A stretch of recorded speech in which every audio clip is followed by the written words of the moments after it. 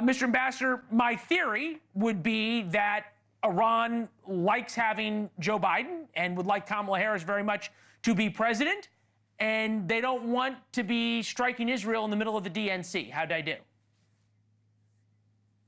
Well, I don't think our domestic politics are that interesting to them. I think Iran has a pretty tough decision to make, which could explain the delay.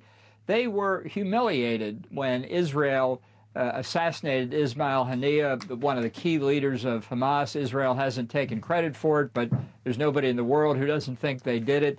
They killed this guy in a secure compound in Tehran with a bomb apparently planted 2 months before. And that's really a signal to everybody in Iran, including the supreme leader, that no one is safe. And not only is no one in Iran safe, but Iran's terrorist surrogates around the region know that they're not safe either. So to maintain its credibility, I think Iran really has to do something serious. But if they do, then they have to worry that Bibi Netanyahu, who was restrained by the Biden administration after Iran attacked some months ago with 320 drones and missiles, this time Bibi's not going to tolerate the pressure. He's going to do what he wants to do, which could be a severe blow against Iran, perhaps against its nuclear weapons program.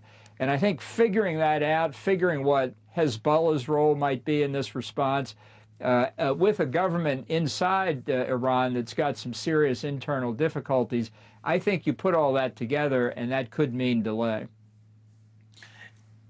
You say that the domestic policy considerations, domestic politics of the United States isn't that interesting to Iran.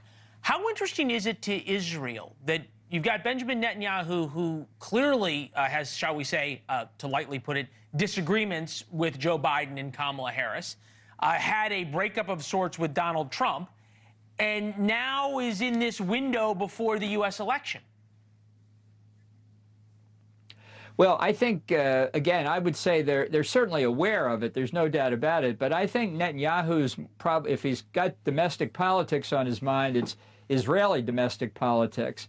And I think he's got his own challenges in decision making. Hezbollah, by public accounts, has over 120,000 missiles in its arsenal. 120,000. And if you put enough missiles in the air, you can overwhelm any air defense system, including the excellent one that Israel has, augmented by U.S. and perhaps other allies. So Hezbollah is a real threat, and Iran is a real threat. We don't know when missiles start being launched in Iran aimed toward Israel if one of them might not have a nuclear weapon under the nose cone, and neither does Israel.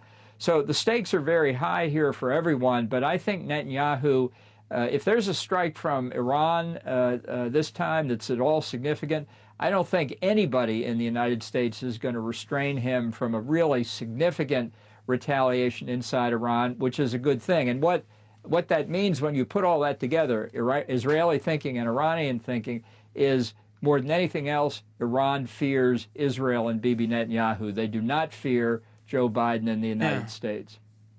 As you say, you're making the point, right, that the United States is almost becoming irrelevant in this calculus in one way or another. And then we go ... the Ukrainians invading Russia for the first time without giving the United States a heads up.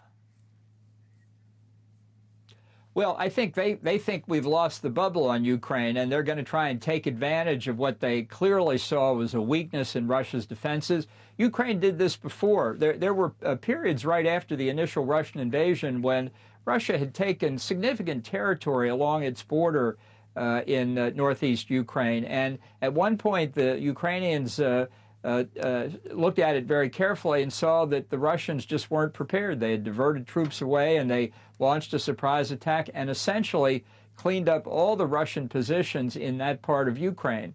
Now they've seen another weakness. They've exploited it. I think it's a huge political hit against Putin, but I do think the Ukrainians have to be careful. I don't think the absence of news about Russia's doing means they're not doing anything. I think if they have any sense, they're going to try and lull the Ukrainians into some false sense of confidence and then try and hit them. And that would turn a big political win for Ukraine into a significant political and possibly military loss. Thanks for watching. Go to joinnn.com to find NewsNation on your television provider. And don't forget to click the red subscribe button below to get more of NewsNation's fact-driven, unbiased coverage.